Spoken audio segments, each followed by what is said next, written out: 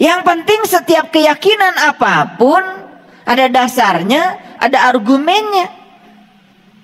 Ini bukan soal benar salah, soal cocok atau tidak cocok. Saya tidak begitu suka menyebut benar salah, karena saya lebih suka menyebut cocok tidak cocok. Ya mungkin saja keyakinan pertama cocok untuk kita saat ini. Besok-besok kita mengalami dinamika, mungkin kita nggak cocok lagi dengan yang pertama. Besok-besok kok kita lari ke keyakinan yang kedua, nggak masalah, dinamika.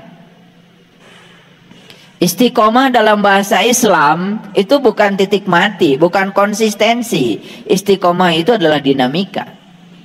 Dan banyak yang mengatakan istiqomah itu ya konsistensi. Yang konsisten itu robot. Yang konsisten itu patung. Patung Bung Karno di Bandara Soekarno-Hatta. Saat diresmikan begini telunjuknya, sampai sekarang begini, nggak berubah.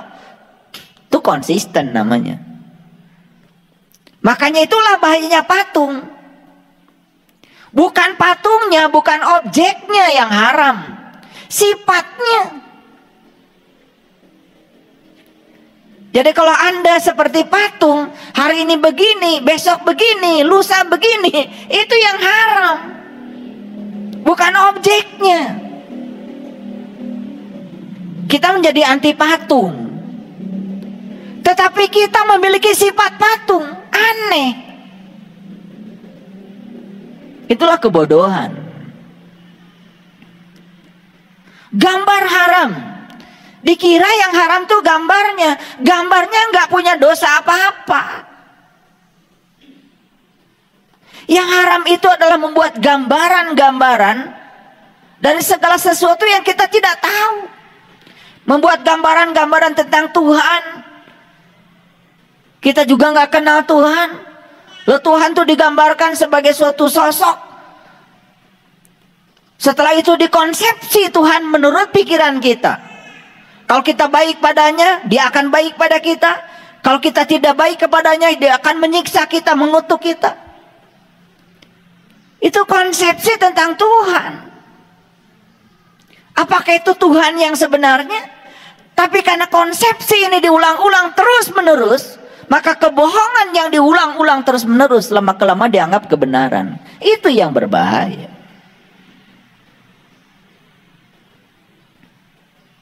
Ada yang punya pandangan bahwa setelah mati kita akan melanjutkan kehidupan dengan tubuh baru yang kekal dan abadi. Ya boleh. Nah sekarang cocoknya yang mana? Ya silakan. Yang cocok untuk kesadaranmu saat ini yang mana? Silakan. Yang konyol itu kalau kita terjebak benar salah. Lebih konyol lagi ketika kita merasa paling benar dan semua keyakinan yang orang lain jalani salah. Itu yang saya sering sebut goblok. Ini nggak kasar. Karena go itu artinya pergi. Blok itu artinya hambatan. Setiap mau pergi ada hambatan. Itu namanya goblok. Bloknya dari mana? Dari pikiran kita sendiri.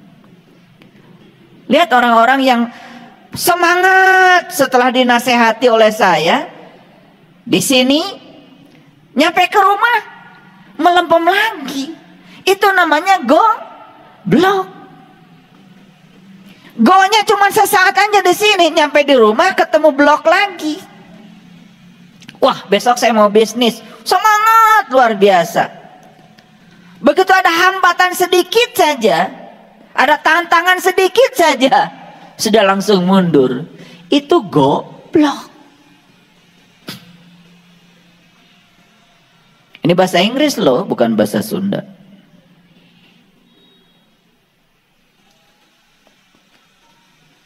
Saya nggak tega ngucapin kata bahasa Sunda yang kayak gitu. Karena ini bahasa Inggris. Sebutnya keren itu ya. Leluhur kita itu kalau bikin bahasa keren, cerdas.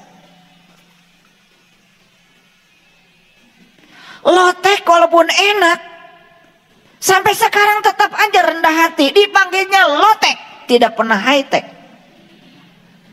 Kan keren.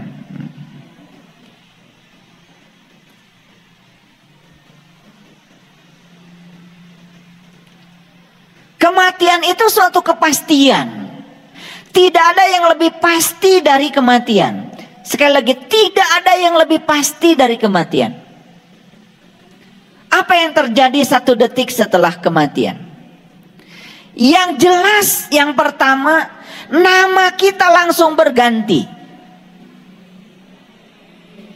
Begitu 1 detik setelah mati, saya nanti kalau mati nanti 1 detik setelah saya mati, gak ada yang tanya, di mana Pak Saiful? Gak ada. Almarhum di mana? Udah hilang Saiful Karim, udah diganti almarhum. Ketika para tamu ingin tahu tubuh saya di mana, tidak ada yang tanya, di mana Pak Saiful? Gak ada. Jenazahnya di mana? Udah gak direken. Nama yang diagung-agung sudah hilang saat itu. Apa itu presiden, apa itu menteri, apakah itu gubernur, apakah itu raja. Saat mati langsung ganti nama jadi almarhum. Tubuhnya disebut jenazah. Kenapa sebutannya berbeda?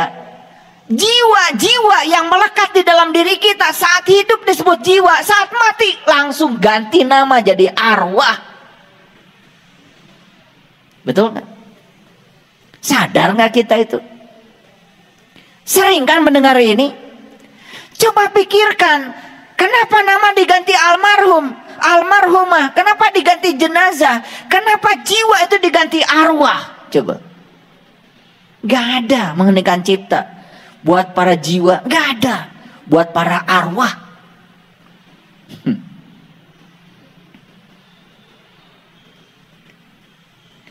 Kenapa saya menceritakan hal sederhana ini? Ini kesadaran bahwa saat kita mati semuanya hilang, semuanya berubah. Semua kewajiban dunia saat kita mati selesai. Utang yang berjibun mati selesai, diwariskan. Kontrak perjanjian selesai. Saya punya kontrak sekian miliar, sekian triliun, proyek saya luar biasa, mati selesai. Bahkan kontrak perkawinan pun selesai. Betul?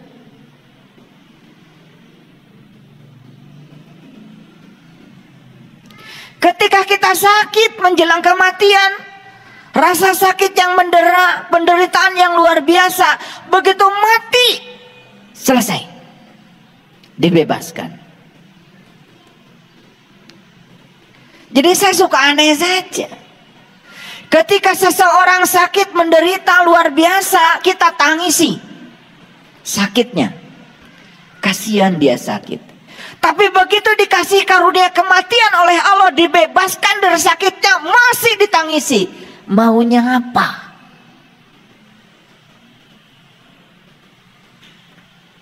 Saya mau nanya aja, maunya apa? Ketika sakit menderita, itu tumor, itu kanker, apapun, dia menderita kesakitan, ditangisi. Wajar kalau ditangisi. Dibebaskan dari rasa sakit dengan kematian, masih ditangisi. Maunya apa?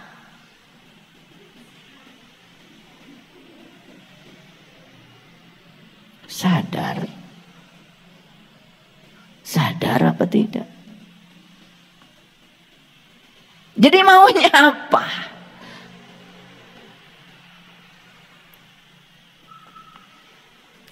Semua yang disebut milik hilang sesaat. Semua yang disebut milik, tanah ini milik saya, konyol banget. Gak ada tanah milikmu. Yang ada kamu milik tanah. Itu yang benar.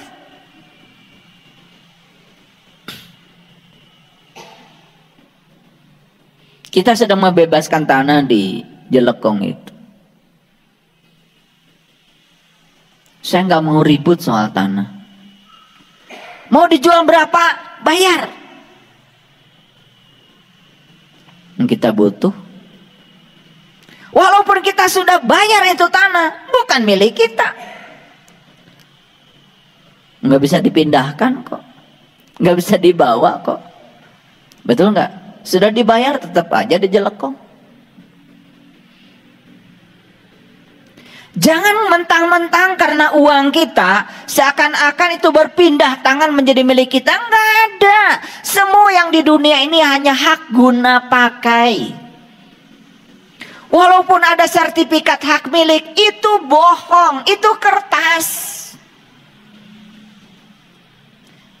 Kita beli sawah 1 hektar, berapa lama sih itu milikmu? Sebatas kamu bernapas, berhenti napas, pindah tangan pada yang lain. Mana yang namanya milikmu? Apakah kata hak milik berubah ketika mati? Tidak. Itu cuma main-main basa-basi duniawi, ya memang begitu. Makanya jangan terlalu bingung dengan kertas. Semuanya kertas kok. Yang lucu lagi, kita ini sering merasa kehilangan sesuatu yang jelas-jelas bukan milik kita.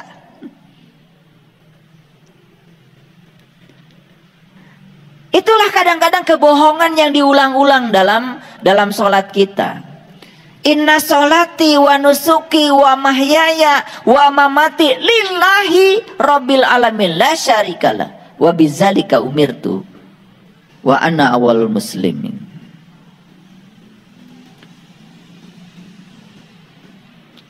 Dan kita mengatakan semua milik Allah, semua milik Allah, semua milik Allah. Di sini.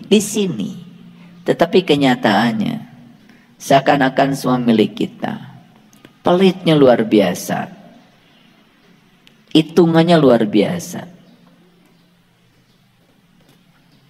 Makanya di episode yang kemarin saya sengaja membuat judul melepaskan kemelekatan pada harta dan diri, supaya semuanya mengerti. Jadi semua yang menjadi milik itu hilang pada saat napas berhenti. 1 detik setelah kematian semuanya berpindah.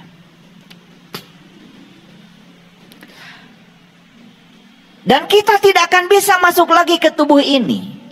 Tidak ada izin lagi untuk menggunakan jasmani ini.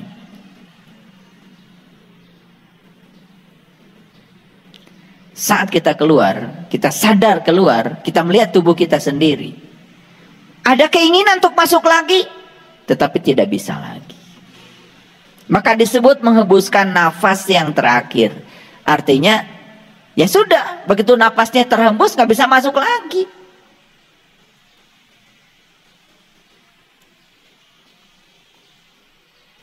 Dan saat itu kita kehilangan kontrol terhadap diri kita. Tangan tidak bisa dikontrol oleh kita lagi. Kaki nggak bisa dikontrol oleh kita lagi. Tubuh ini tidak bisa dikontrol oleh kita lagi. Kita kehilangan kontrol sama sekali saat itu. Pertanyaan sekarang. Tubuh kita sekarang masih bisa dikontrol oleh kita. Digunakan apa? Mulutmu masih bisa dikontrol oleh kamu sekarang. Digunakan untuk apa? Matamu masih bisa dikontrol olehmu saat ini. Masih diberi kekuasaan untuk mengontrol semuanya. Dipakai apa? Telingamu masih dikontrol. Kita masih diberi kuasa untuk mengontrol semuanya. Pertanyaannya, kuasa yang Allah berikan kepada kita untuk mengontrol tubuh kita, dipakai apa? Apa ketika kalian pergi dari rumah ke sini tidak dalam kontrol? Kaki ini tidak bisa sampai di sini kalau tidak ada kontrol. Dan pada saatnya nanti semua kontrol itu akan diambil oleh Allah. Saat itu kalian kaget. Karena apa? Sesuatu terasa adanya kalau sudah hilang. HP ketika ada di tangan kita tidak terasa adanya, hilang beberapa jam atau jatuh di mana? mulai tidak bisa menggunakan HP. Di situ kita mulai kehilangan sesuatu. Merasa kehilangan itu kalau sesuatunya tidak ada. Kontrol yang Allah berikan kepada kita saat ini, kita bisa mengontrol semuanya. Mau meditasi? Yes. Mau sholat? Yes. Mau tidur? Yes. Mau makan? Yes. Ini kontrol yang diberikan Allah ke tangan kita, sehingga kita bisa memilah-milah makanan. Ini duri nggak boleh, ini daging boleh, ini lemak nggak boleh. Kontrol ini luar biasa. Tetapi banyak orang yang tidak sadar kalau kontrol ini luar biasa. Karena apa? Saking tidak sadarnya dengan kehidupan ini, diberi kontrol oleh Allah yang luar biasa ini, terasa seakan-akan tidak ada. Apalagi orang yang selalu berfokus kepada hari esok, berfokus kepada masa lalu, dan lupa dengan hari ini. Kehilangan the power of now saat ini. Apa yang terjadi? Kehilangan kesadaran.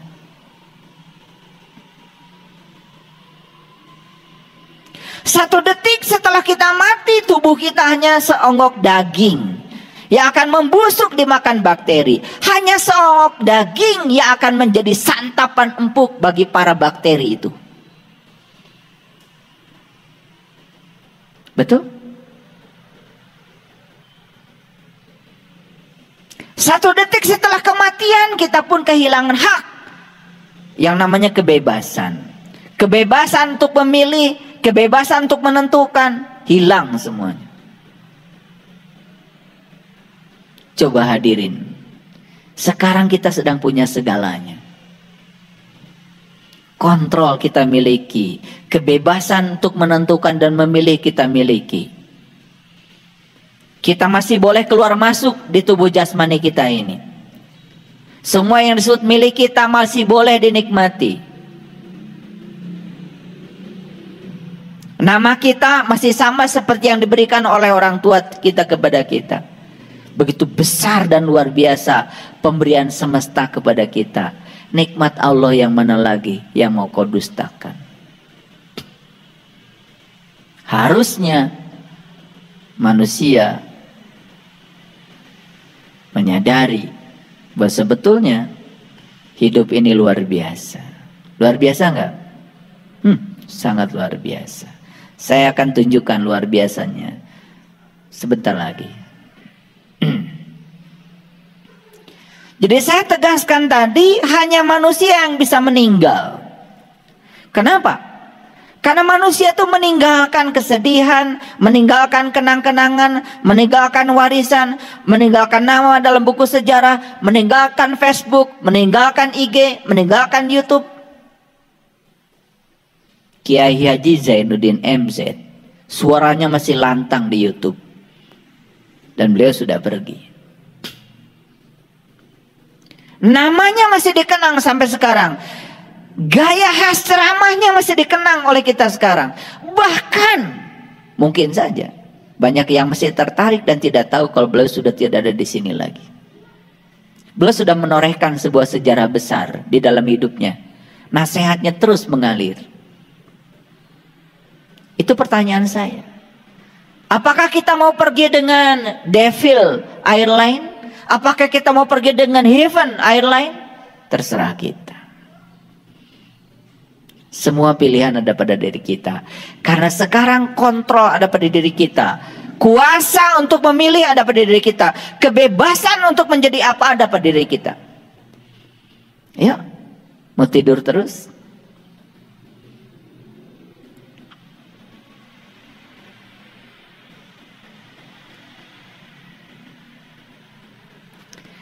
Semua makhluk hidup di dunia ini hanya memiliki satu tujuan. Dan tujuan itu sama, yaitu kematian. Betul? Semua makhluk hidup di semesta ini cuma punya satu tujuan. Dan tujuan itu sama. Apa itu? Kematian. Dan tujuan manusia dilahirkan itu cuma satu. Apa? Mati. tujuan manusia dilahirkan itu satu, mati. Awas. Oh kalau gitu saya nggak usah ngapa-ngapain di dunia ini, karena tujuan dari kelahiran ini adalah mati. Ya sudah, karena saya sudah lahir ke dunia ini, saya tinggal nunggu mati saja. Awas, jangan menangkap makna yang salah. Kalau tujuan dari kelahiran ini adalah mati, berarti kelahiran ini, durasi antara kelahiran dan kematian itu apa? Kalau tujuan kelahiran itu adalah mati, berarti durasi antara kelahiran dan kematian itu apa? Itu durasi untuk menyiapkan diri agar kita bisa mati. Tentu saja mati dalam pengertian bisa kembali ke tempat asal kita. Nanti saya akan tunjukkan videonya nanti supaya semuanya mengerti. Nah, kebanyakan manusia sekarang ini sibuk memperpanjang masa hidup, bukan mempersiapkan diri untuk kematian. Betul nggak? Boleh nggak minum suplemen vitamin? Boleh. Boleh nggak olahraga? Ya boleh. Tetapi jangan terus memperpanjang masa hidup, tetapi tidak mengisi kehidupan. Kenapa maksud saya? Kan ada terus memperpanjang masa hidup. Olahraga, yes. Hidup sehat, ya. Tetapi tidak bikin apa-apa dalam hidup. Tidak bikin sejarah apa-apa dalam hidup. Hanya terus saja memupuk ego. Hanya terus mencari tanpa membagi.